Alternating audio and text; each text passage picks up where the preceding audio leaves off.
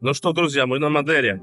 Скажу вам честно, такого удивительного места, как этот сравнительно небольшой остров, я никогда не встречал. Когда мы готовились к поездке сюда, я изучил много материалов о нем и, кажется, был готов ко всему тому многообразию разноплановых красивых мест. И в итоге, вот вам совет, приготовьтесь, так как вас ждет мощная инъекция невероятных красивостей, и не каждый с таким может справиться. Здесь такие умопомрачительные горы, водопады, леса и долины. Ну просто как в фантастическом фильме. Так, должно быть, выглядела планета Пандора в воображении Стивена Спилберга, когда он ее придумал. Вероятнее всего, чего-то подобного, собранного компактно в одном месте, вы вообще больше нигде на Земле не увидите. Основная задача этого видео – убедить вас в правдивости моих слов. Мы на Мадейре. Наконец-то. Спустя 5 часов. Едем. Даже больше. Ну как, тебе нравится на Мадейре? Я еще там не была. Уже Я еще выход ищу. полчаса как на Мадейре. Я выход ищу из аэропорта уже эти полчаса. Ну вот же, вот, смотри. Нас забрал трансфер уже, приехал бусик за нами. Идем получать машину.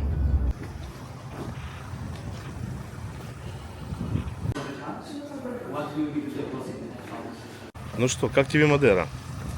Такое солнышко и тепленько. Забрали у арендной компании автомобиль, едем в магазин, покупаем продукты, едем заселяться. И, конечно же, видеокартинка не способна передать весь спектр эмоций, которые дарит Мадейра. Абсолютно все, что встречается на этом острове, в чем-то уникально, и слово «обычный» здесь не в ходу, применяется оно крайне редко.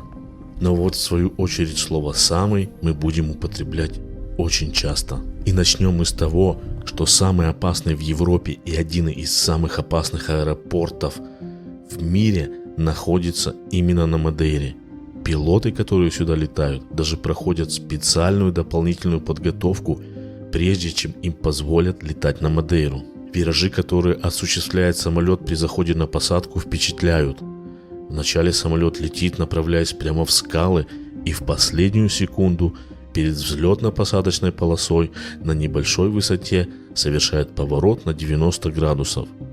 Главная же опасность для авиации – это сильные переменчивые ветры, которые здесь присутствуют. Именно по их вине вы можете вместо Мадейры оказаться на Канарских островах, аэропорт которых является резервным. Кроме того, часть взлетно-посадочной полосы вообще построена на сваях. И вы в этом можете убедиться, когда будете ехать в аэропорт. Да, дорога, по которой ездят автомобили, расположена прямо под взлеткой. Как вам такое соседство? Напишите в комментарии. Заехали в местный магазин «Континенты» купить продуктов. У нас завтраки включены, но что-то перекусить. Вот сейчас покупаем. Вот здесь такие вот разные всякие колбасы. Нам там нарезают хамон. Тут всякие такие местные сыры. Возьмем с маракуйя себе. А здесь рыбный отдел. Тут какая-то заморозка. Здесь креветки, мы уже забрали их по 9 евро. Осьминоги, дорадо, лосось, тунец. Здесь всякие помидорчики. Здесь маракуйя, драгонфрукт, каштаны. Такую штуку вот купили, не знаю, попробуем, что это такое. Тамаруха Мадейра. Ананасы, папайя. Здесь тут всякие мясо продают. Что там, даже я не знаю, кто это.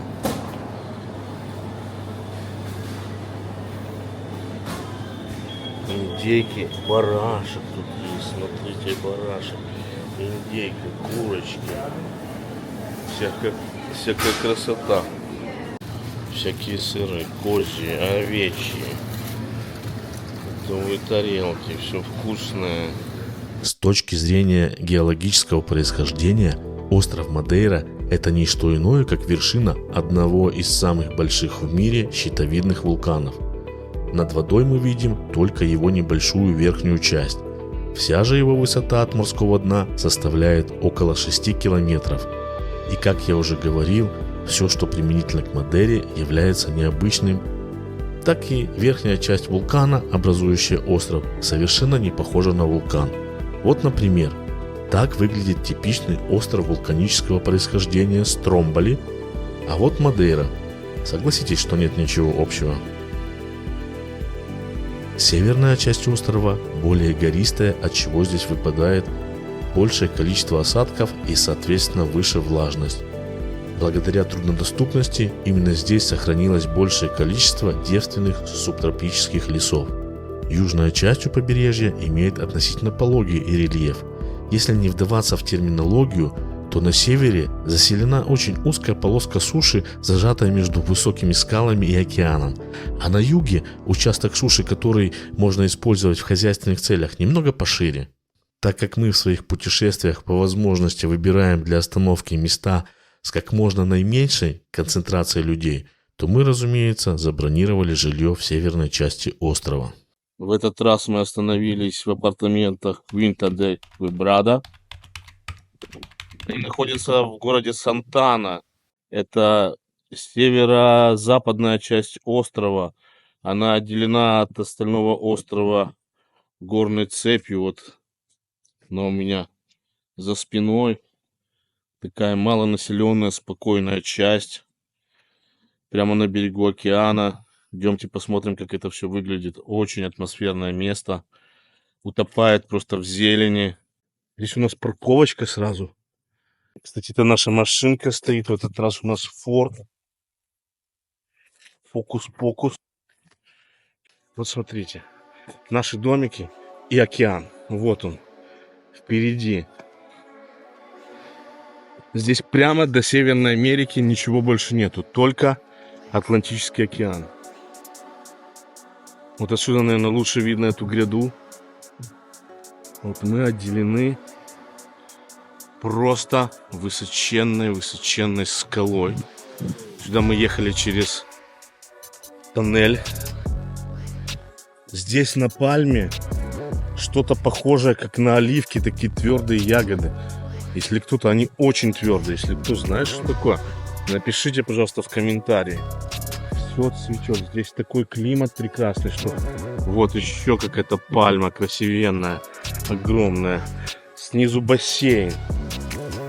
Не знаю, что это такое. Кто разбирается в ботанике, напишите. Поднимаемся. И это наш домик. Вот такой вот красивый домик. Чуть позже снимем обзор. Как снаружи обойдем его. Здесь у нас одно кресло, второе кресло, в которое можно присесть и лицезреть бескрайний Атлантический океан. Пока двигаемся дальше, вперед. Вот, идет такая дорожка. Здесь дорожка еще к одному из домов. Здесь, в общем, такая сеть этих. Несколько домиков, бунгало построены. Здесь познакомимся с местными жителями. Коты отдыхают. Смотрите, какие. Так вот Хуан. Так вот Мигель. Мигель де Блеко. Это огненный кот. Васька Рыжий. Самый главный пират. Видите, как удобно расположился в кресле. Ладно, не будем их отвлекать. Тут идет какой-то... Тут идет какой-то белорусско-польский блогер, стоматолог. Как вы сюда попали, Юлия? Совершенно случайно летела и приземлилась. Жахнула, я вышел тоже посмотрел, какой тут дождь. Смотри. Да. И он просто начался, как будто душ включили. Да. И так же резко закончился. Да. Я вся мокрая, мне так жарко.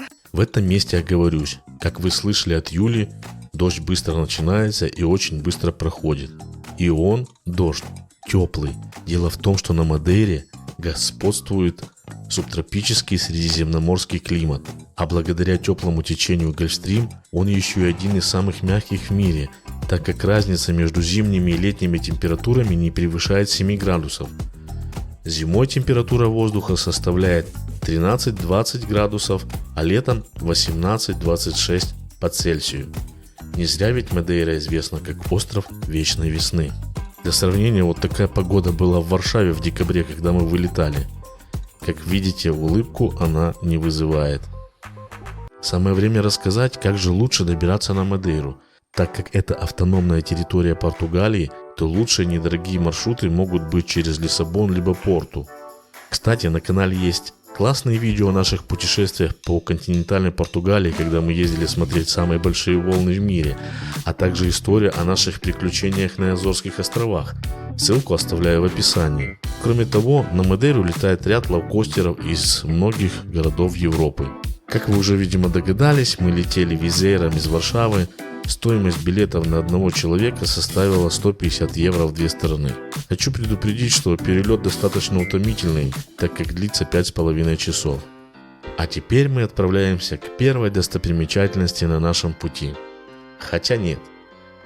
Первая достопримечательность, с которой встречается каждый сюда прибывший, это аэропорт. А вторая, по моему мнению, это дорожная инфраструктура.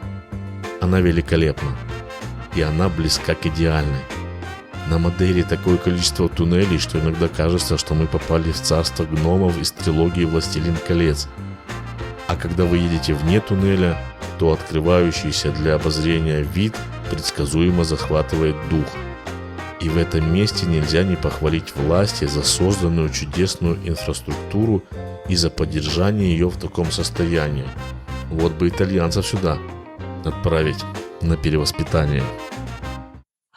Мы приехали на смотровую площадку, чтобы лично лицезреть один из многочисленных водопадов Мадейры.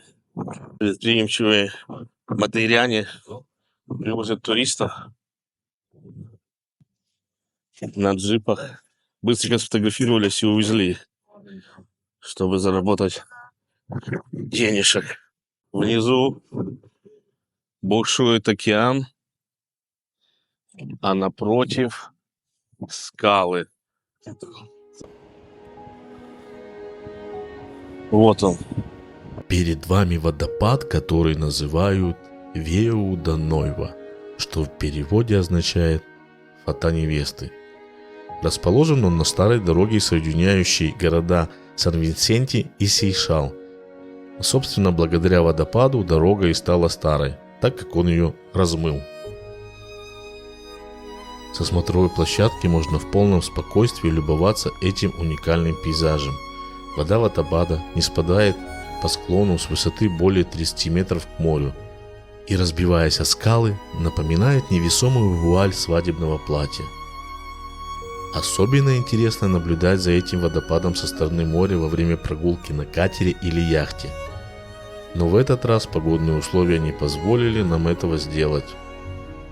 Хорошо, что у нас есть невероятно красивые кадры с дрона, но чтобы их снять, нам, признаюсь, пришлось приехать на эту смотровую еще раз. Поставьте, кстати, нам за это лайк и подпишитесь на канал. Обратите внимание, как же красиво стекает вода с отвесной, устеленной зеленью скалы, находящейся за нашей спиной. Я полагаю, что ее высота составляет около 1 километра, так как на дроне я долетел, может быть, до ее середины в связи с ограничением высоты полета в 500 метров, а верхняя точка утеса вообще была спрятана в облаках. Могу только повторить в очередной раз. Мадейра – это что-то фантастическое. Спускаемся с неба на землю, чтобы изучить местное предложение сувенирной продукции. Что здесь есть красивого? О, Мадейра Айленд. Фотографии всякие красивые. По 3 евро. Деревянные. Левада Дунана, Пико до Рима. Ну, кстати, прикольные, да, деревянные такие. А так, тапки. Какие-то барабаны. Такие путеводители по Мадейре. Вот, да, только другого цвета мне нужно. Ну давай белую примеряем. Так и быть, подожди, стоп. Одевай. Ты мне уши сломаешь вниз. Ну как? Only white? Ну что, Будемо искать. будем искать. Такую же, только с перламутровыми пуговицами. Как вам такой головной убор? Купили бы себе такой? Напишите в комментарии. Ну-ка, колокольчики звенят.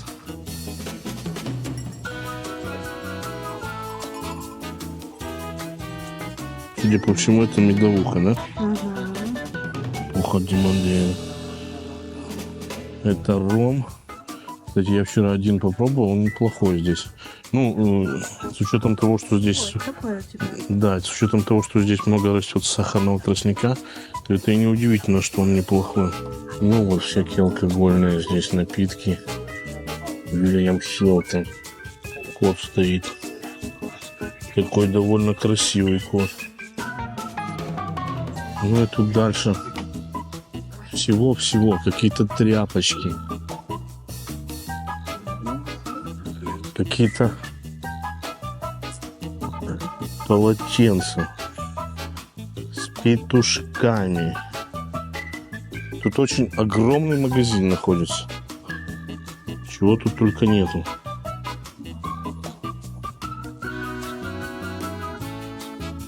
Пора убегать отсюда. Уходим. Мы спустились в городе Сишал вниз к океану. Там по левой стороне от меня этот водопад, который размыл дорогу, мы видим. Здесь есть небольшой пляж. Там вот ребята с досками, серферы собрались.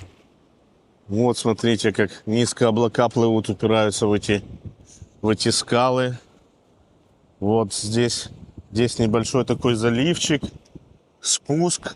Впереди вы видите виноградники, вот там вот растут. Здесь деревенька. А за спиной у меня и слева там океан. Сейчас идем туда, посмотрим, что там вообще происходит. А происходит там невероятное. Там бушуют такие волны. Тут уже всех понакрывало водой, я единственный сухой. Если видно, тут летит такая прямо водная пыль. Мелкодисперсная. Так, ну что, попробуем подойти. Я чувствую, что сейчас там жахнет. Смотрите, что здесь происходит. Вот это. Пока еще можно снять тут. Вот здесь такие волнорезы. Вот здесь звезда такая вот, видите, да? Пройдемся. Это плавательные бассейны города Сишал. Вот, смотрите, что там выдает эти.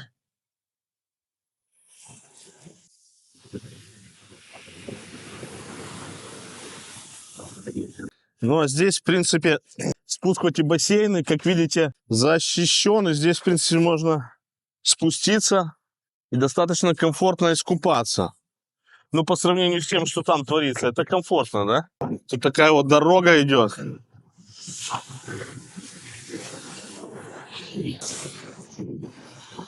Как вам такое? Красота? И вы еще такое сможете увидеть. Только у нас на канале. Не забудьте подписаться, поставить лайк. В ходе этой прогулки мы потеряли один из стабилизаторов, так как его залило водой, и в последующем пришлось его ремонтировать через сервисный центр DJI. Как вы могли видеть, погода, мягко говоря, была нелетная, и поэтому мы вернулись в Сишал еще раз в один из следующих дней, чтобы снять для вас несколько кадров с дрона, чтобы была возможность оценить масштаб и мощь этого места. Местный песчаный пляж имеет очень хороший и пологий вход в воду. Рядом расположена вместительная парковка и защищенный от волн внутренний бассейн с океанической водой. Открывающиеся виды на скалы, водопады и океан, ну это просто какая-то фантастика. Желающих посерфить или просто искупаться в океане здесь хватает, несмотря на то, что на дворе конец декабря. А все благодаря Гольфстриму, который круглый год поддерживает температуру кристально чистой воды Атлантического океана у берегов Мадейры на отметке около 20 градусов по Цельсию. Кстати, вы можете поблагодарить нас за наши старания, подписавшись на наш канал и стать нашим спонсором. Ваш небольшой ежемесячный донат поможет нам более часто выпускать новые ролики. Кроме того, для спонсоров будет доступен эксклюзивный контент. А мы едем дальше, так как впереди нас ждут лавовые бассейны в Порту-Мониш, а они считаются лучшим местом для купания на всей Мадейре и неоднократно завоевывали призовые места как лучшие натуральные бассейны в мире. Установка здесь рождественская. Сейчас покажем вам украшения. Ой. Алоэ, да, хорошо растут здесь. Все такие мощные. Но про украшения поговорили о другом. Можно сфотографироваться. Садись. Все, едем. Поедем. Но, как интересно, Леня? Говорят, тоже но. Ну, едем. Кто знает, Леням тоже но говорят, когда едут. Санта, не стой, не молчи. Где подарки? Расскажи, детка. Где Юлин подарок? Где мой подарок? А я свой подарок. Ты как думала? А ну-ка, давай-ка. Плясать выходи. Ну, Нет, Дед Мороз. Нет, Дед Мороз. Нет, Дед Мороз, погоди. Дед Мороз из Мадейры.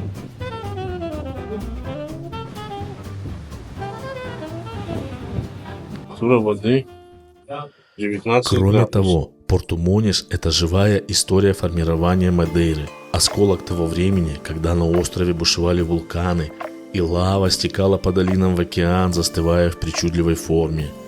Тысячелетиями океанские волны разбивались о вулканические языки, формируя таким образом мини-лагуны, приспособленные современниками в качестве естественных ванн с соленой водой.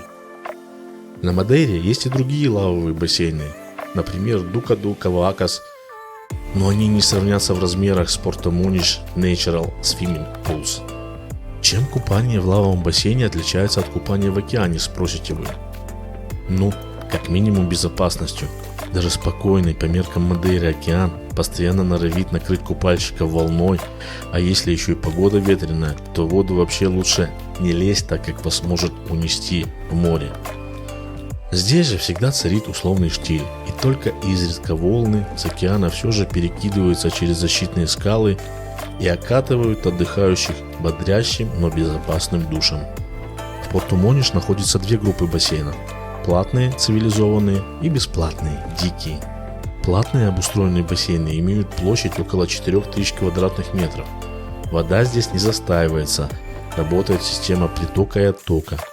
Рядом обустроены ровные дорожки, ступеньки в воду, бетонные настилы для принятия солнечных ванн, максимальная глубина 2 метра, также есть мелкий лягушатник для детей. Вторые, дикие, находятся возле ресторана «Кашалот». Сервис минимальный, только дорожки, лестницы в воду и поручни в некоторых местах. Из плюсов – бесплатные, невероятно красивые и малолюдные. Из минусов – это острые скалы, о которые можно пораниться, и отсутствие спасателей. А хочется уже искупаться? И купайся себе, вот, пожалуйста, лесенка. Все для удобства. В океан.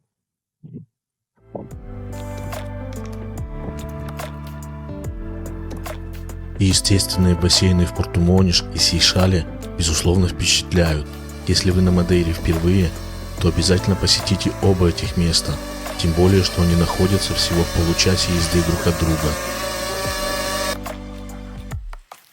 На обратном пути в апартаменты мы решили перекусить, ведь уже успели нагулять волчий аппетит.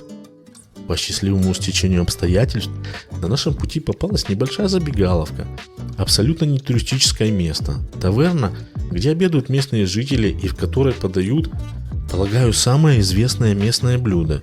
И сейчас мы вас с ним познакомим. Итак, представляем вашему вниманию эспетадо.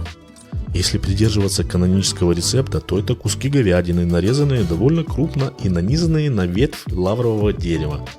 Приправляют их морской солью и обжаривают на углях. Так как лавр в наши дни особо охраняем, то мясо нанизывают на металлический шампур, а для соблюдения традиций морской соли добавляют измельченный лавровый лист. К столу из пытада подают на специальном вертикальном подвесе. В качестве гарнира выступают различные овощные салаты и всевозможные блюда из картофеля. Поверьте, вкуснотища неописуемая. Вот оно, мяско. Говядинка. Ну что там? Вкусно? Да, Все вкусно. вкусное. Будем кушать. С маслом, с чесночком и с травами. Прямо с дымком таким, да? Вероятнее всего, первостепенную роль во вкусе этого блюда играет качество мяса, а на Мадейре оно премиальной категории, так как условия для выращивания крупного рогатого скота близки к идеальным. Наступил очередной день нашего путешествия по Мадейре, и мы отправились изучать его столицу. Фуншал, сердце Мадейры, где Атлантика встречается с вечной весной. Расположенный в южной части острова, этот город утопает в зелени гор и лазури океана. Столица архипелага, основанная более 5 веков назад, сочетает в себе богатую историю, колониальное очарование и современный ритм жизни. Здесь каждый уголок пропитан своим неповторимым шармом. Фуншал был заложен в 15 веке, и его архитектура словно страница учебника по эпохе великих географических открытий. Белоснежные дома с красными черепичными крышами, узкие мощенные улочки, старинные церкви в стиле мануэлина. И все это наследие времен, когда Мадейра была важным португальским форпостом в Атлантике. Особенно выделяется монастырь Святой Клары, который притаился в самом центре Фуншала, но вдали от шумных набережных и популярных туристических троп. За его каменным фасадом 5 веков молитв, тайн и удивительной архитектуры. Это место, где время словно застыло, а каждый камень хранит память о первых днях колонизации острова. Его стены хорошо помнят дочерей знатных семей, уходивших сюда в поисках уединения, и шепот их молитв под прохладными сводами, выполненными в стиле мануэлина, того самого, что украшает столичные дворцы Лиссабона. Главная жемчужина монастыря – это церковь. Резные потолки из местного кедра, алтарь, покрытый сусальным золотом, и изразцы с библейскими сюжетами. Во внутреннем дворике пальмы, фонтаны и тишина, нарушаемая лишь пением птиц. Сегодня монастырь частично открыт для посетителей, но его главные тайны остаются за тяжелыми деревянными дверями. Монастырь Святой Клары не просто музей, это портал в прошлое, где можно прикоснуться к эпохе великих открытий. Уходя, вы наверняка обернетесь и заметите, как солнечный луч скользит по старинным плитам, словно повторяя путь тех, кто молился здесь 5 столетий назад. Мы идем дальше, и по пути мы встретили вот такую маргинальную личность. Однако у него наверняка большое и доброе сердце. Как вы думаете, я прав? Напишите в комментарии. Главная артерия города, являющегося столицей острова, это, конечно же, набережная, где шум волн смешивается с голосами яхтсменов со всего мира. Здесь же расположена марина Фуншала, в которой вы встретите роскошные катера, традиционные рыболовные лодки Кавелаш, гигантские круизные лайнеры и статую Христа, словно благословляющего гавань. Здесь же расположена удобная платная многоуровневая парковка.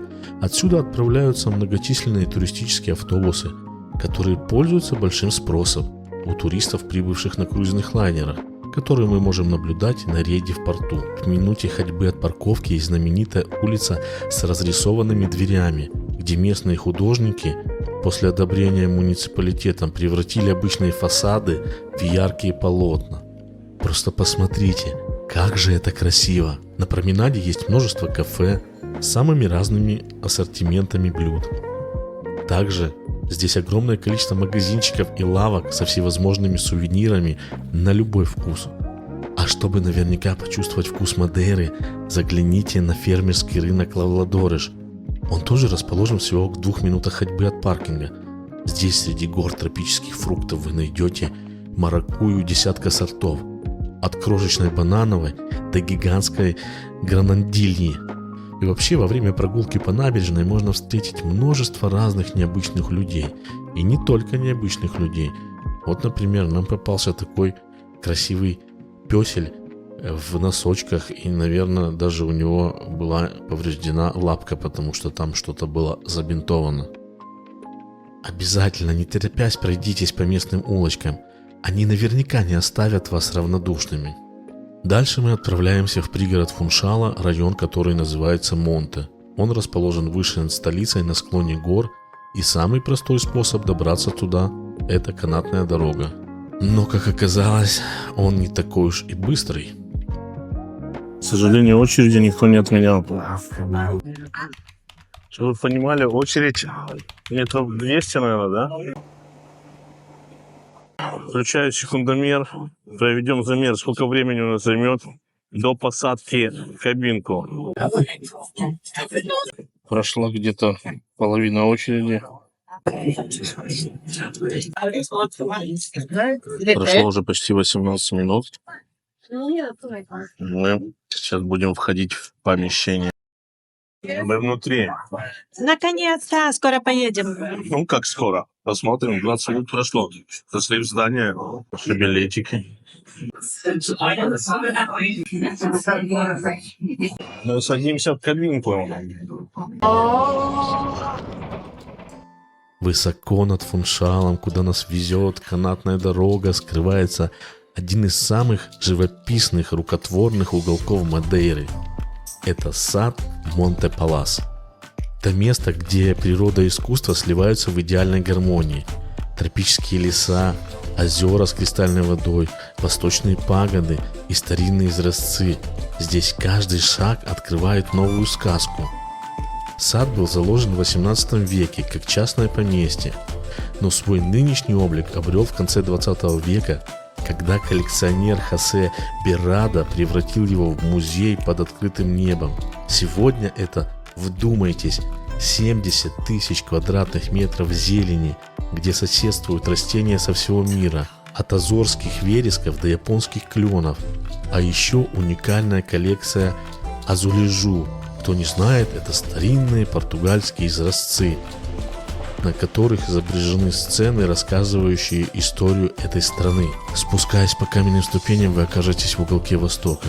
Резные пагоды, мостики над прудами, где плавают карпы, кои и шепот бамбука создают атмосферу далекой Азии. Вода здесь главный художник. Водопады, ручьи и зеркальные озера отражают то пальмы, то облака, скользящие над Фуншалом. В сердце сада есть несколько небольших музеев с минералами и африканскими артефактами, а также музей современного искусства. Но главный экспонат – сам пейзаж. Со смотровых площадок открывается вид на невероятно красивые крыши Фуншала, бесконечный бескрайний океан и горы, утопающие в тумане. Это место, где время замедляется и хочется просто стоять и дышать. А дальше проведем небольшой дайджест сада, чтобы вы могли проникнуться его атмосферой. Заходим в музей. Мне это похоже вообще, как в Костораме.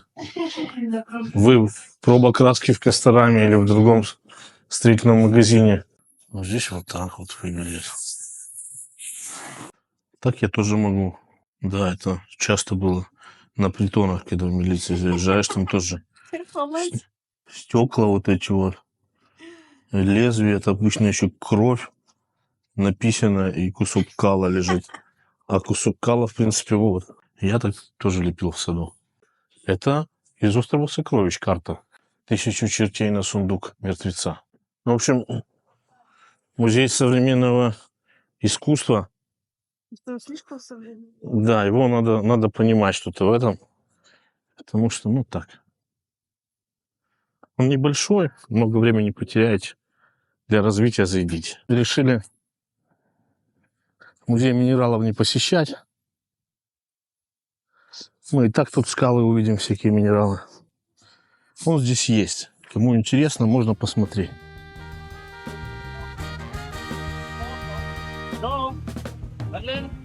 Друзья, мы приближаемся к фламинго. Мы объявляли фотоохоту на них на Кипре. И теперь...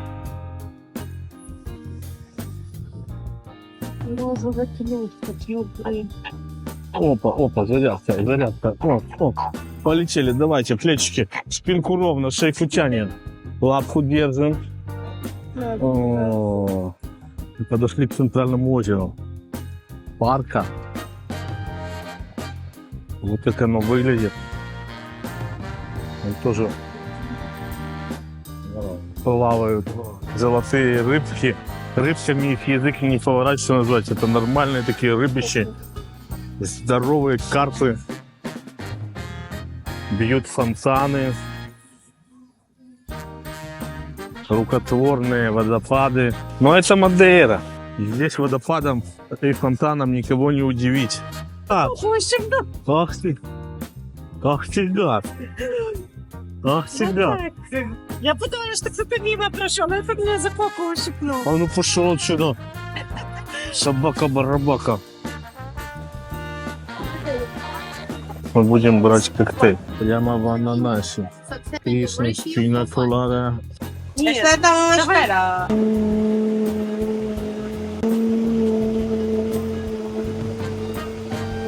Cada banana da cara. Pues. Опа, она. Y no te hay espíritu de nada.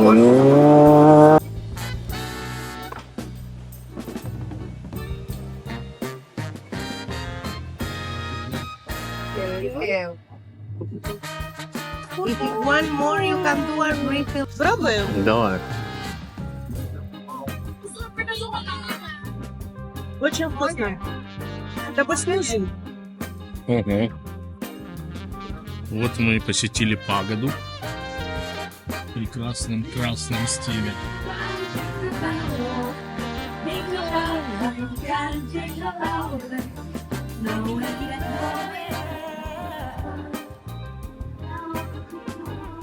Прекрасное настроение. Солнце светит. Улыбайтесь.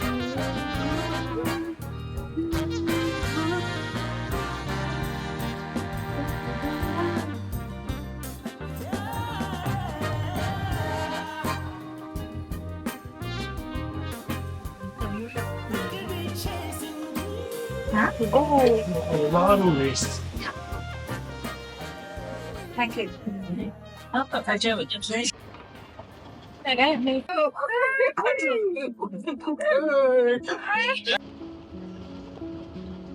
Сад Монте-Палас – это шкатулка с драгоценностями. Чем глубже заглядываешь, тем больше находишь сокровищ.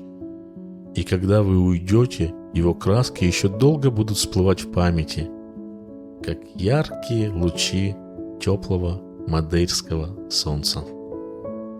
Но здесь есть еще одно необычное приключение. Спуск на плетеных санях-табаганах, так как это делали еще в 19 веке. Нам прокатиться не удалось, так как все билеты были раскуплены, но даже со стороны это выглядело захватывающе. И вообще Фуншал – это город контрастов, где прошлое и настоящее сливаются в единый узор. Здесь можно потеряться в лабиринте старых кварталов, наблюдать закат с пирса или просто пить поншу под звуки фаду. Это место, которое не спешит раскрывать все секреты сразу. Но однажды побывав здесь, вы непременно захотите сюда вернуться. Солнце ближется к закату, неумолимо опускаясь за горизонт. Туристы возвращаются на свои лайнеры, уставшие, но довольные, получив огромное количество эмоций от города Фуншал. Поедем и мы в свой отель, готовиться к завтрашнему дню. Ну что, мы с приключениями едем. С учетом того, что рождественский сочельник, все магазины закрылись раньше, продуктов у нас не было. Мы в последний вагон успели вскочить в ресторанчик рядом с нашими апартаментами. И он закрывался через 10 минут. Нам любезно согласились продать с собой блюдо. Вот сейчас мы сидим, ждем. Я-то ладно, жена спасена. Но голодная, злющая такая. Она такая злющая, что ты вообще отсел от нее на вытянутую руку, чтобы кто-то еще от бокала уворачиваться влево-вправо. Товарищ кот.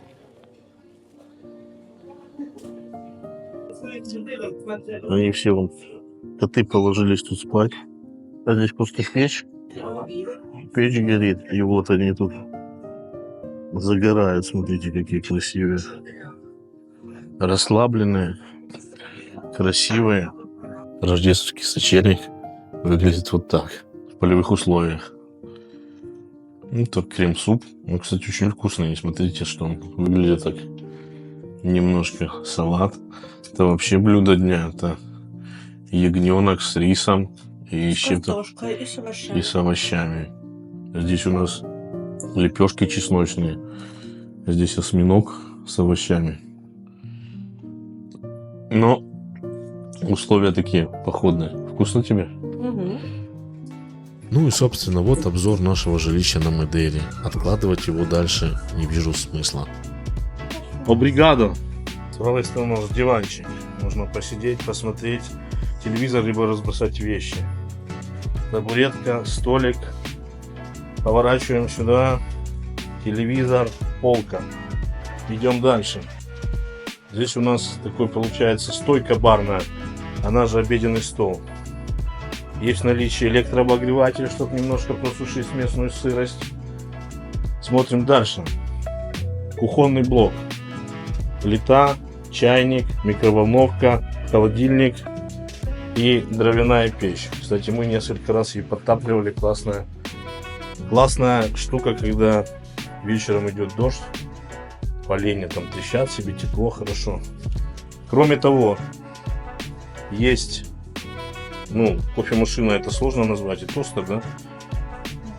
Ну, типа кофеварка и тостер, но мы ими не пользовались, поэтому они стоят на столе.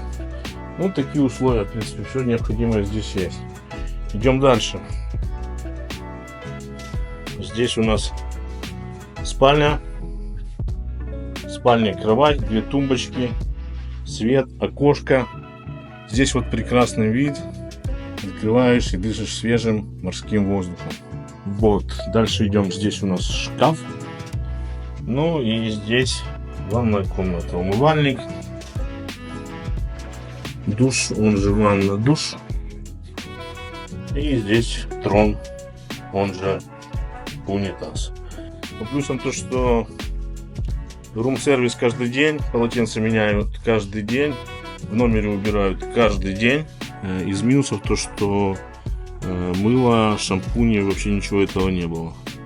Но с учетом того, что здесь редко кто сидит в номере, в принципе, все происходит в формате позавтракал и уехал исследовать остров, поэтому условия вполне комфортные. Расположение хорошее здесь. Тишина, глушь, вообще никого нет. Шалик гораздо многолюднее. Но здесь класс. А у нас сегодня начинается очередной день на острове Мадейра. И мы отправляемся исследовать смотровые площадки. Мы выбрали для вас самые известные и самые зрелищные. Поедем смотреть. На западной оконечности Мадейры есть место, где время будто застыло. Там скалы, обдуваемые ветрами, встречаются с бесконечным океаном. А природа сохранила свою дикую, почти первозданную красоту. Это полуостров Святого Лаврентия, одно из самых загадочных и живописных мест на острове. Чем же он так уникален? Почему его называют краем света Мадейры? И какие секреты скрывают его скалы? Для того, чтобы найти ответы на эти вопросы, именно там сегодня запланирована наша первая остановка. Мы приехали на полуостров Святого Лаврентия. Вот он у меня за спиной. Это самая восточная точка острова Мадейры. Характерной особенностью данного места является то, что здесь совершенно другой ландшафт. С учетом того, что здесь постоянно дуют очень сильные ветра, как вы можете заметить, здесь практически нет деревьев и кустарников, высокой растительности. Здесь Мадейра больше похожа на Фарерские острова или побережье Шотландии, где тоже присутствуют достаточно сильные ветра. Если двигаться на восток от этого полуострова, то мы упремся в побережье Марокко. И отсюда начинается большой маршрут пешеходный, по которому можно добраться до самой крайней оконечности. Занимает он где-то около 2-3 часов. Много здесь видно мне людей на маршруте сейчас находится, путешествуют. Но такое достаточно интересное место, необычное. Можно его, конечно, посетить, прогуляться здесь, посмотреть. Мадейра – это зеленые горы, левады и цветущие долины. Но полуостров Лаврентия другой. Он суровый, почти безлюдный и немного инопланетный. Если в Фуншале или Сантане вы чувствуете уют острова, то здесь его дикую бунтарскую душу. Это как будто отдельный мир внутри Мадейры, где природа решила показать свой характер и нрав. Полуостров Святого Лаврентия – место для тех, кто ищет не просто красивые виды, а ощущение свободы и величия природы. Здесь на тропе с вами будет только ветер, океан и скалы, глубокие морщины которых помнят тысячелетия истории нашей планеты. Хотите почувствовать себя на краю света? Тогда этот полуостров ждет вас. А если вы уже здесь бывали, делитесь впечатлениями в комментариях. И не забудьте подписаться, впереди еще много удивительных мест.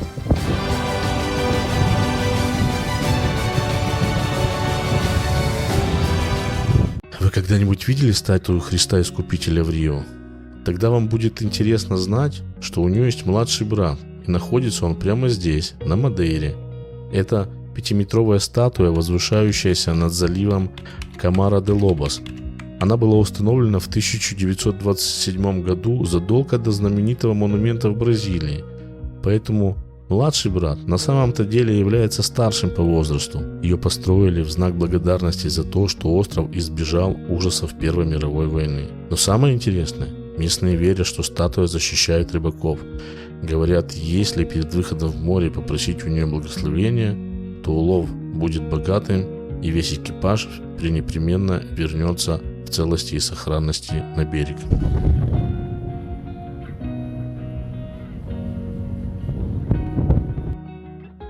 Мы приехали на Кабо-Жирао, самый высокий утес Европы. И я думаю, что вам сейчас видно, какой здесь ветер царит, какая погода на Кабо-Жирао.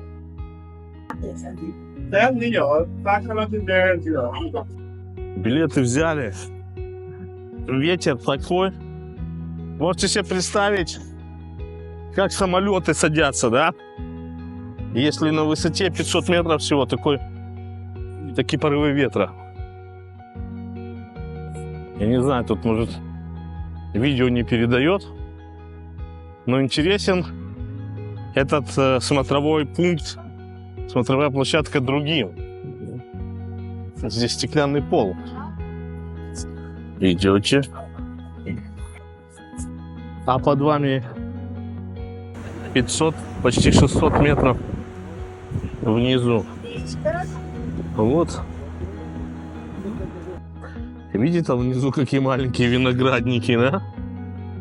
Да, это 600 метров над уровнем моря. Вид, конечно, фантастически открывается отсюда. Отвесная скала, лес, какие-то деревья, бескрайний океан. Ну, где-то там вдали Африка, по-моему. Жена у меня на Северном полюсе как делать. Ничего себе, Красиво. холодно. И люди гуляют. Прекрасный вид на Фуншал. И для его пригороды. Ну, просто невероятная красота. Ветер задувает так, что невозможно сказать слово. Реально. Такие порывы, гляньте на деревья. Кстати, на этой площадке бог южного ветра Зефир забрал себе мою кепку. То если быть точным, то забрал ненадолго, походил в ней и отдал донашивать Посейдону.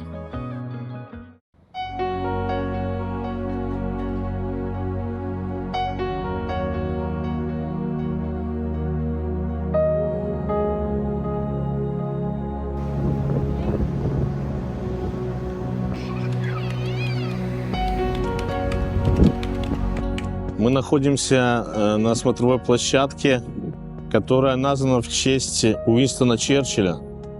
Если кто не знает, это такой знаменитый премьер-министр Великобритании, который внес свой существенный вклад в победу над нацизмом в свое время.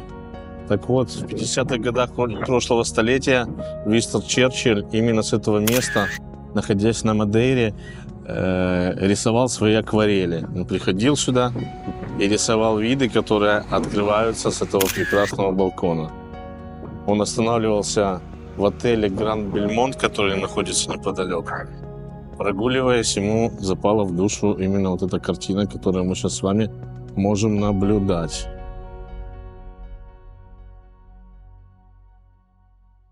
Кстати, его любимым блюдом была эшпада. Черчилль обожал свежую рыбу-саблю, поджаренную на углях.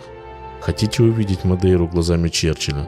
Тогда отправляйтесь на смотровую площадку, названную его именем. Оттуда открывается тот самый вид, который вдохновил великого политика на творчество. Такой невероятно насыщенный день подарила нам Мадейра. Удивительное путешествие из тропиков в безлюдные пейзажи Исландии на мысе Святого Лаврентия. Статуя, которая стала прообразом Христа Искупителя в Рио.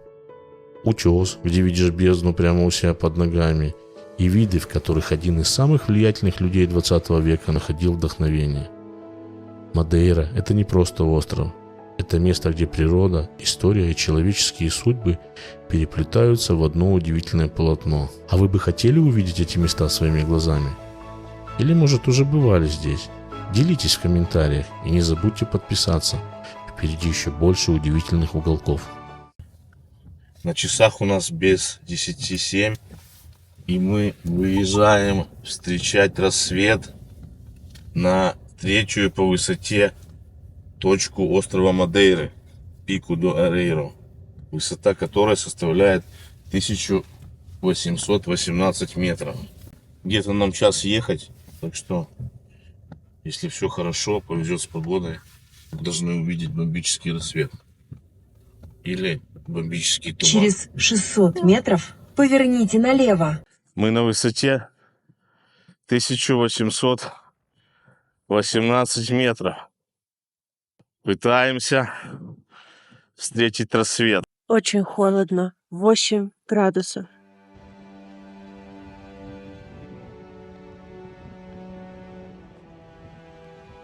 Вот, собственно, вершина Пика до Арейро. Высота 1010 метров. Здесь расположен военный радар. Беспилотная зона, поэтому полетать на дроне у нас не получится. Рассвет уже произошел, но все затянуто облаками. Плюс 6. Холодно очень. Идем греться в машину. Ждать, пока эти облака куда-нибудь снесет ветром. И выйдем еще раз поснимать. Как вы сами можете видеть, погода не была в этот день к нам благосклонна. И облачность никуда не делась, а временами даже усиливалась.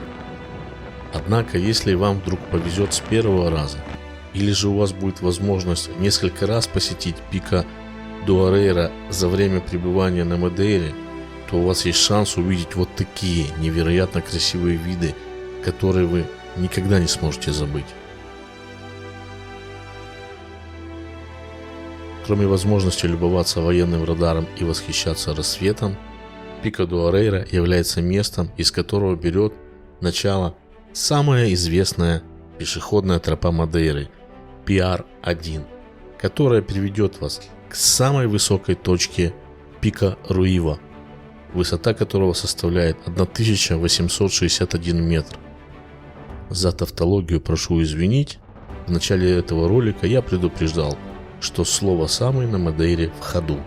Тропа хоть и довольно безопасная, везде проложены перила и имеются указатели, что сводит на нет возможность сбиться с маршрута и заблудиться, но достаточно сложная, так как по пути имеются длительные подъемы и даже встречаются тоннели, для передвижения по которым рекомендуется иметь с собой фонарик.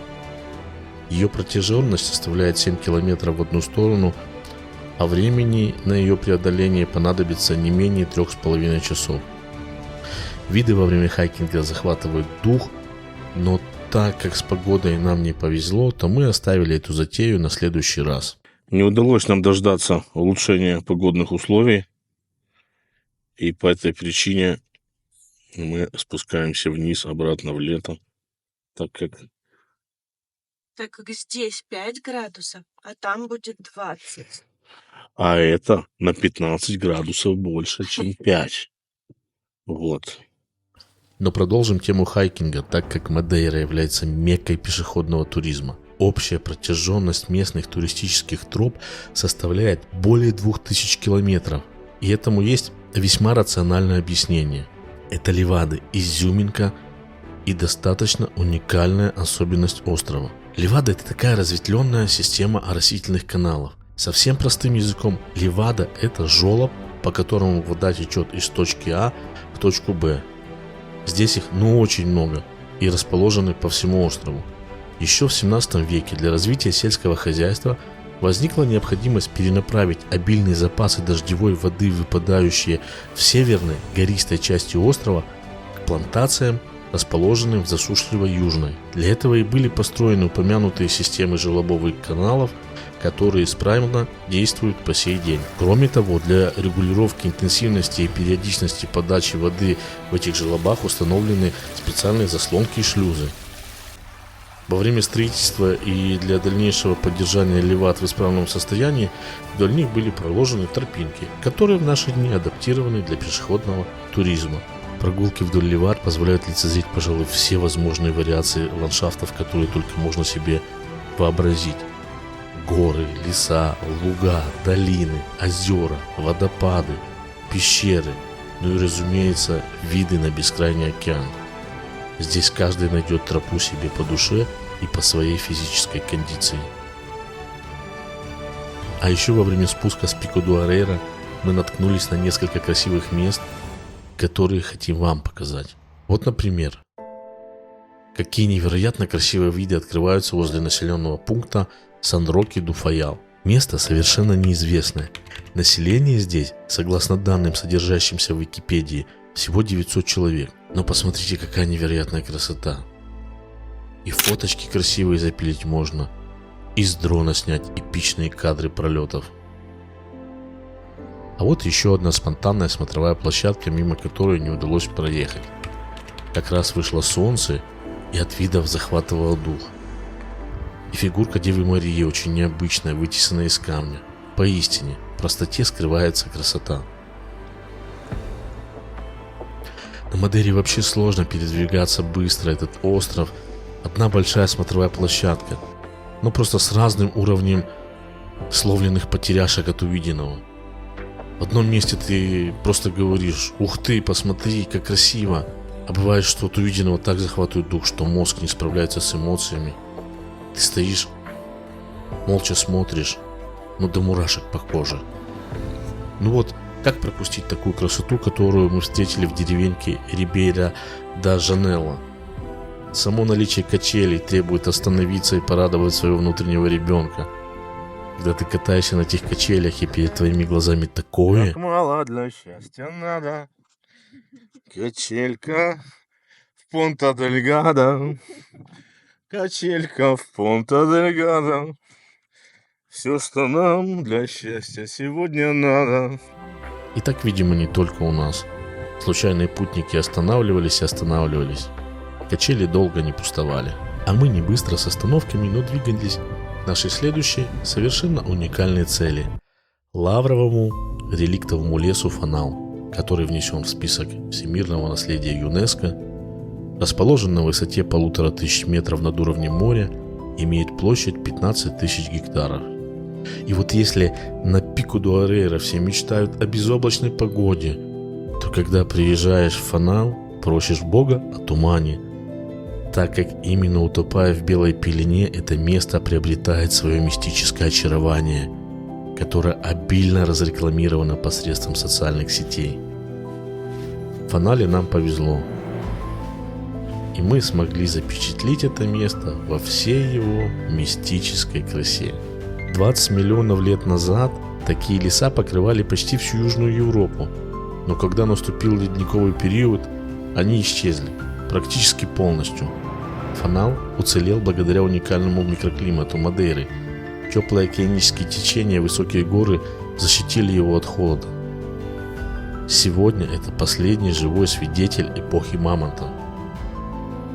Здесь растут деревья, которых больше нет нигде в мире. Это железное дерево, лавр благородный и гигантские верески. Некоторым из них более 500 лет, и они помнят еще первых португальских колонизаторов острова. Когда туман рассеивается, вы можете познакомиться с удивительными жителями Фанала. Нет, это не феи, хотя местные легенды уверяют, что они здесь тоже есть. Речь о коровах. Да-да, вы не ослышались. Полудикие стада свободно пасутся среди древних деревьев, добавляя пейзажу какого-то сюрреализма. Они настолько привыкли к туману, что кажется, будто появляются из ниоткуда, как призраки. И ведут себя соответственно. Не боятся людей, но в то же время и близко тоже не подходят. Мы заметили их только когда ненадолго вышло солнце, так как их совершенно не было видно в тумане. Но мы догадывались, что они где-то здесь есть, так как были знаки. Много больших знаков. Вот если есть рай для коров, то наверняка он похож на лавровый лес Фанал. Кстати, именно в этом районе острова, на плату Паул-да-Сера, недалеко от города Порту-Мониш, берут начало многочисленные левады, так как именно здесь самые интенсивные осадки на острове и очень высокая влажность. Соответственно, отсюда отправляются на тропы многочисленные туристы. У нас хватило сил еще немного прогуляться вдоль одной из левад.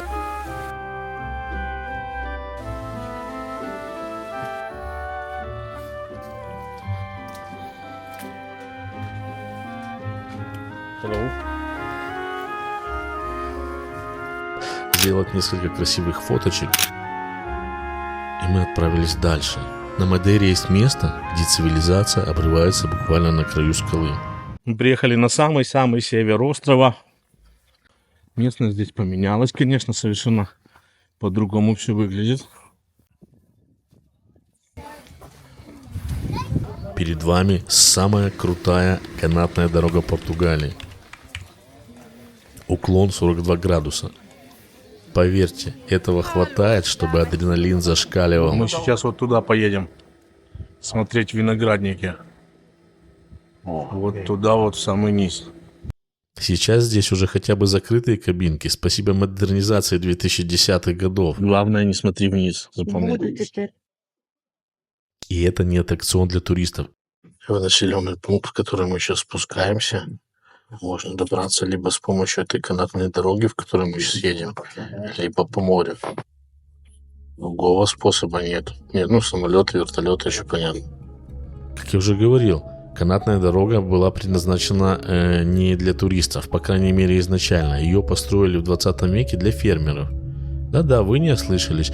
Раньше местные жители спускались к океану пешком по крутым тропам, чтобы ухаживать за виноградниками и собирать урожай. Но однажды кто-то решил, хватит это терпеть, и создали вот такой лифт вниз. Реально, кабинка подвешена на тросе, как елочная игрушка.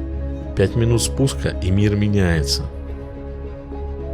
Первые секунды видно вообще все северное побережье Мадейры. Внизу только узкая полоска суши, зажатая между отвесной скалой и океаном. Есть дикий пляж и виноградники, которым уже более 200 лет. Вообще, по ощущению, внизу расположились какие-то дачные участки, и они, видимо, очень редко посещаются их владельцами. Место очень дикое. Нет магазинов, нет баров, нет сувенирных ларьков. Из атрибутов цивилизации только местами солнечные батареи на некоторых амбарах-лачугах. Но природа — это что-то невероятно прекрасное. Всем телом здесь ощущаешь дыхание Великого океана. И приходит осознание, какой же ничтожно маленькой песчинкой является человек в масштабах Вселенной. Замечательное место. Очень безлюдное, удаленное, красивое, только скалы, океан. И мы. Такое единение с природой. Важная информация. Обратный подъем только до 18:00. Внизу нет смотрителя. Местные шутят. Кто не успел, ночует с китами. Не рискуйте опаздывать. Выключатель канатной дороги находится сверху. Мы успели впрыгнуть в последний вагон. Давайте посмотрим закат солнца. Ну, да. Я что-то снимаю. И все увечья будут зафиксированы. Имею в виду.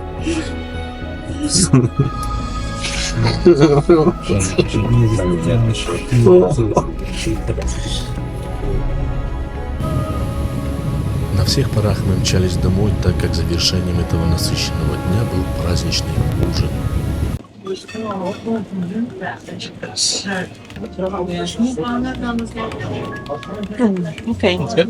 С днем рождения нашей семьи.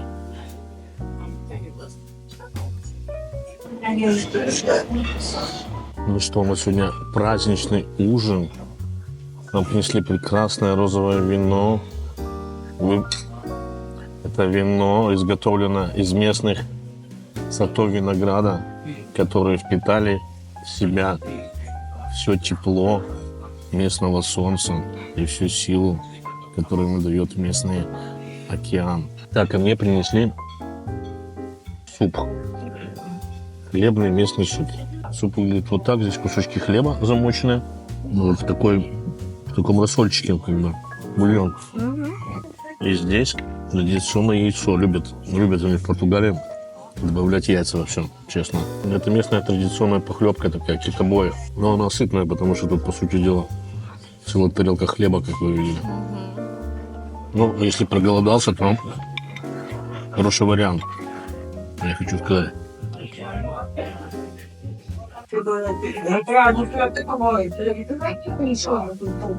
Красота неописуемая.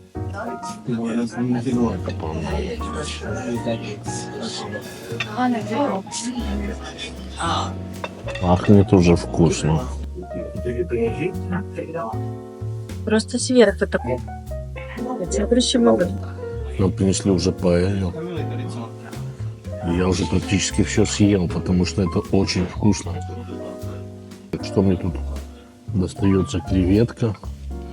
Здесь гребешки, да, еще какие-то, смотрю. Мы ужинаем в ресторане под надзором специально обученного персонала. Вот он, сейчас я вам покажу персонал. Сегодня у нас официант Мурка, трехцветная, знаток морепродуктов и всех мясных блюд. Пошла изучать, у всех ли чистые носки. Вот у нас человек заснул. Ну, просто 2 бокала бургундского и спать. Если на первое свидание паэлья, ну, не, для меня нормально, а ты, не знаю, что сказала бы, что... Я бы сказала, я это не ем. Отказалась бы, да? Нет? Как в кино, знаешь? Нет. Может быть, рыбу? Нет? Сейчас вспомню, как называется это кино, где предлагали рыбу, а она отказалась, потому что не знала, какой вилкой правильно есть. Ну, она пришла в интеллигентную семью, сама простая девушка. Ей предложили рыбу, и она отказалась. Нет, я не хочу, у меня на нее аллергия. Москва слезам не верит. Это кино. Пако де Конде. Коллекция местного вина. Мартино. Ну вот, спасибо, сеньор-владелец. Это кошулька, которая меня выпустила. Занят яйца моет. Вот такой вот чайный домик.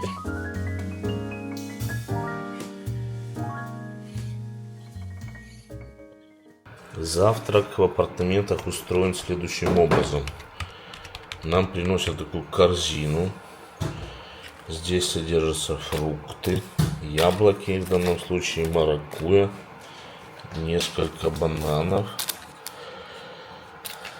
свежие яйца, масло, чай, сахар, мед, плавленый сыр, что тут еще, кофе в пакетах и горячий шоколад можно заварить. Вот такая корзина. И в воскресенье приносят хлеб, так как пекарня не работает. Кроме этого, каждое утро нам приносят пакет молока, вот такой вот, упаковку сыра и упаковку ветчины. Есть один момент, который у нас происходит каждое утро. У нас идет небольшое противостояние. Вот смотрите. С местными котами. Их тут целая стая. И как только открываешь дверь, вот сначала самый младший, снизу 2, мать и еще 2.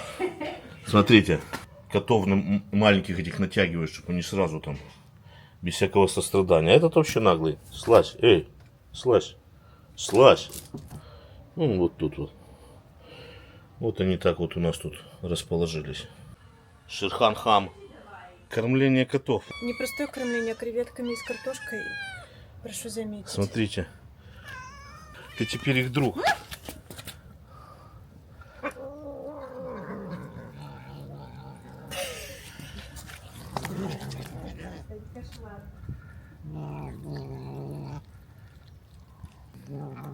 Отдай. Закончив разборки с местными котами, мы отправились продолжать изучать остров. Времени у нас оставалось все меньше, а вот неизведанных уголков ой как много. Объять необъятное мы, конечно же, не собирались, но выполнить программу минимум, состоящую из 4 пунктов, успеть попробуем. Мы отправляемся в регион Кеймадас муниципалитета Сантана. Тематический парк в Сантане, посвященный быту местных жителей в былые времена, мы пропустили, так как основным экспонатом там являются треугольные домики, один из которых представлен на участке рядом с апартаментами, где мы остановились. И вот вы можете на него полюбоваться сейчас. Да, и здесь мы обнаруживаем интересную вещь. Вот, если вы здесь остановитесь, то вам не надо ехать в парк Сантана. То есть вот это вот треугольное здание, это пример того, как первые поселенцы здесь строили. Вот такие треугольные домики, которые были накрыты двухскатной соломенной крышей. То есть вот здесь прямо на территории у нас построили такой дом, как пример, что был. Вот, пожалуйста, видите, лома там какими-то бамбуковыми палками эта крыша была закреплена. Так это выглядело. Вот. Красота, да? Такие окошки. В принципе, парк в Сантане, это вот, вы увидите то же самое. Точкой нашего интереса стал парк, название которого переводится как «горюющий лес». Он также является частью уникального, чудом сохранившегося древнего реликтового леса. Так, хочу сказать, что дорога сюда такая не сильно простая. Там вообще как бы такой серпантин среди леса. Без ограничений, скажем так, отбойников. Ну так, немножко стрёмно ехать. Сейчас посмотрим, поднимаемся наверх, будем смотреть, что здесь. Оценим. Смотри, на дереве розовые цветы. На дереве розовые цветы. А здесь у нас такая вот хатка-домик. Вот такой вот домик.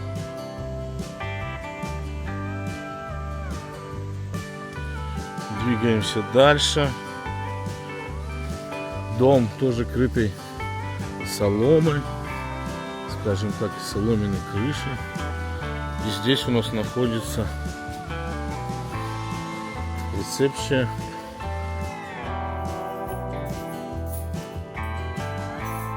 Это все маршруты.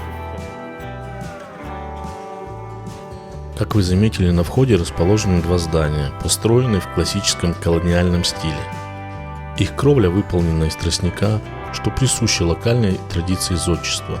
В первом расположено кафе, а во втором – информационный центр парка, в котором можно приобрести сувенирную продукцию, заплатить за парковку и получить справочную информацию.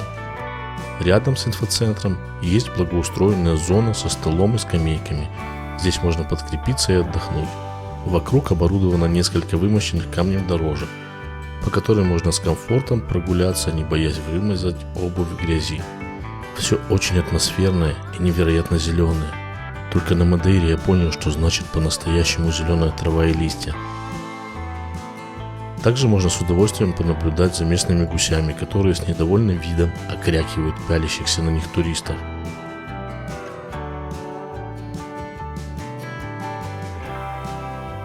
Тем же заняты и местные утки, которые заняли вторую часть сооруженного здесь для птиц каскада водопадов.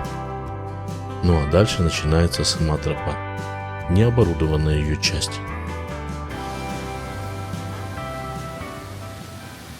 Как вы видите, отсюда начинается маршрут PR9.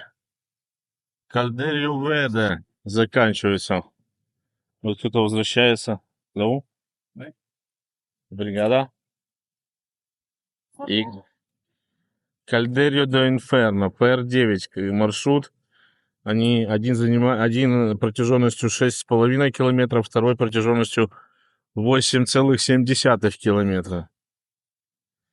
Нельзя на маршруте разжигать костры и оставаться ночевать. Вот такой маршрут занимает часов 6-7 в две стороны. Не меньше. Вот, то есть здесь, как вы видите, известная уже нам Левада. И вдоль нее идет маршрут. Немножко пройдем, посмотрим. Красиво, да, отсюда?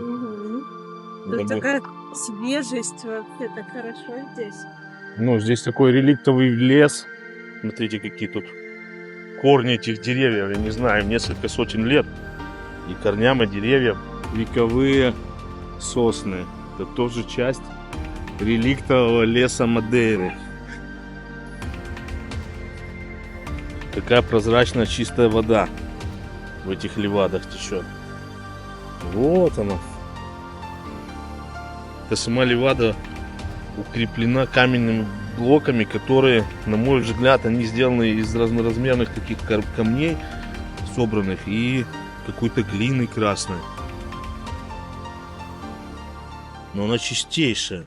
Бывают случаи, что по этим левадам плавает рыба, особенно форель поднимается. То есть я вот видел кадры в интернете, что форель плывет по леваде. А это говорит о том, что исключительная чистота воды здесь. Здесь пока довольно широко. Предыдущая левада не радовала нас, да, такой шириной. Там просто была узенькая тропинка, но необычная.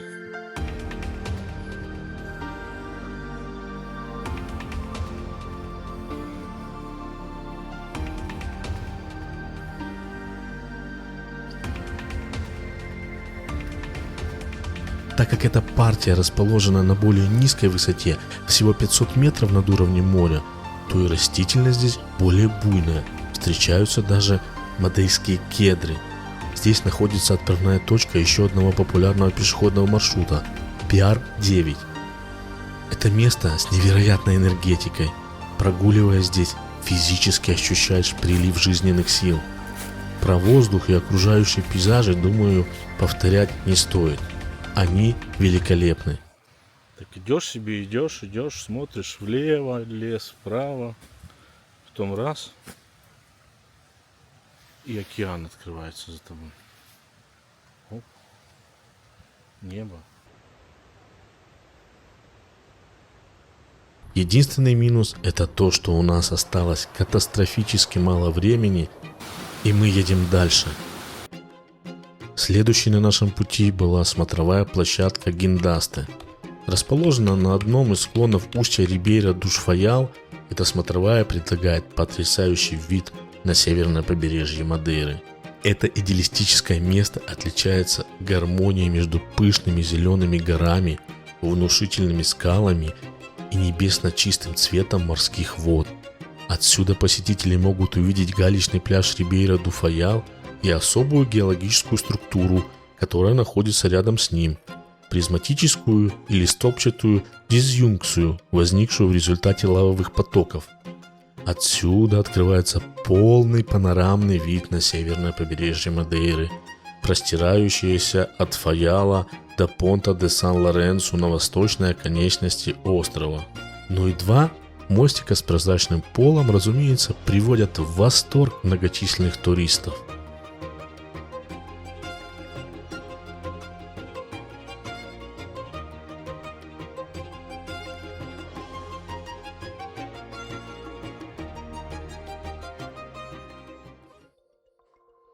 Мы приехали к отелю Эйра ду Сирадо.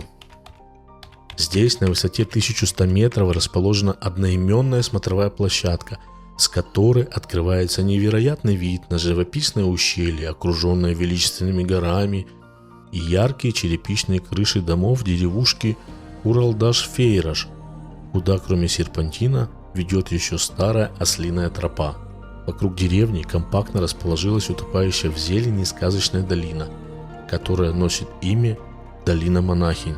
Дело в том, что в XVI веке здесь скрывались от нападения пиратов монахини монастыря Санта-Клара. Да, именно того, о котором мы рассказывали ранее в этом видео. Расположен он в Фуншале на расстоянии всего 19 километров. Дорога в эту труднодоступную когда-то деревушку ведет через перевал высотой более километра. И до середины 20 века, пока не построили туннель, попасть сюда можно было только по головокружительной горной дороге или по бурлящей реке. Спустившись в деревушку, можно прогуляться по ее симпатичным улочкам и попробовать ликер из эвкалипта и маракуйи, которыми угощают местные жители. Мы приехали в долину Монахинь, которая в наше время известна тем, что здесь в конце ноября начинается сезон каштанов. Их можно попробовать, чем мы сейчас и займемся. А были мы на смотровой площадке. Вот там вот находится отель «Смотровая площадка». Расскажи, где мы? Мы в долине Монахинь. Зашли в кафе, где подают каштаны в разных видах. Даже суп каштановый можно заказать. Вот, а может почему-то не заказал? Нет, я не хочу суп, я хочу попробовать что-то такое вообще. Такое заведение. Большое.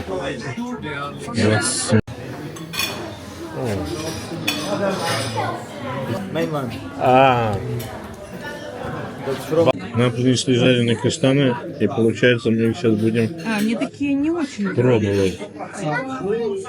Это что такое, мед? Терияки. Наконец-то я попробовал каштаны. Я очень давно мечтал это сделать. Где-то в детстве на географии преподаватель рассказал о том, что есть съедобные каштаны. Прошло уже 40 лет.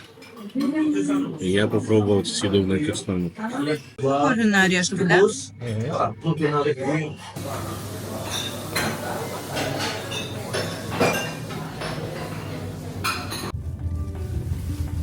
Время неумолимо, и мы едем дальше, чтобы успеть перед закатом посетить еще одно место из списка обязательных. На всех парах мы мчим к городу Понту-ду-Сол, что переводится как «место солнца», что уже звучит обнадеживающе. Нашей целью является водопад ангелов. Когда мы готовились к поездке на Мадейру, я видел множество роликов, в которых водители проезжают на автомобиле под струями водопада, которые не спадают прямо на дорожное полотно. На машине мы добрались очень и очень близко, но затем решили пройти пешком на разведку, проверить, так сказать, дорогу на наличие затаившихся представителей правоохранительных органов, желающих оштрафовать любопытных и не знающих местных законов туристов. Таковых мы, слава богу, не нашли, однако можем с сожалением сообщить, что по состоянию на декабрь 2024 года проехать под водопадом ангелов не представляется возможным, и вы сами видите почему. Машину перестали прыгать. Возможно. Да? Вот из-за кого мы здесь без машины.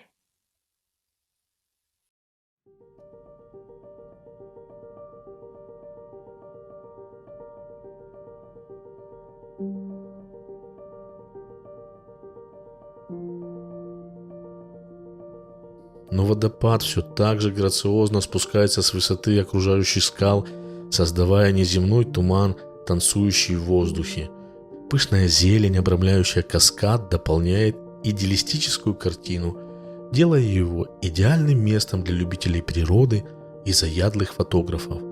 Бескрайний океан и заходящее солнце добавляют свои значимые ноты в этот эпический этюд. Молва гласит, что каскад Адуш Анжас получил свое небесное имя из-за местной легенды, передаваемой из поколения в поколение. Согласно истории, ангелы спустились с небес, чтобы искупаться в освежающих водах водопада, оставив после себя небесную энергию, которая сохранилась и по сей день. Верите ли вы в фольклор или нет, ощущение магии и чуда, окружающее это место, ощутимо. И поэтому лично я отправился под эти волшебные струи, чтобы получить свою часть небесной энергии. Ну что, вот водопад ангелов, вот закат, спектакулярное зрелище. Идем сейчас вот прям под закат. Купаться в водопад.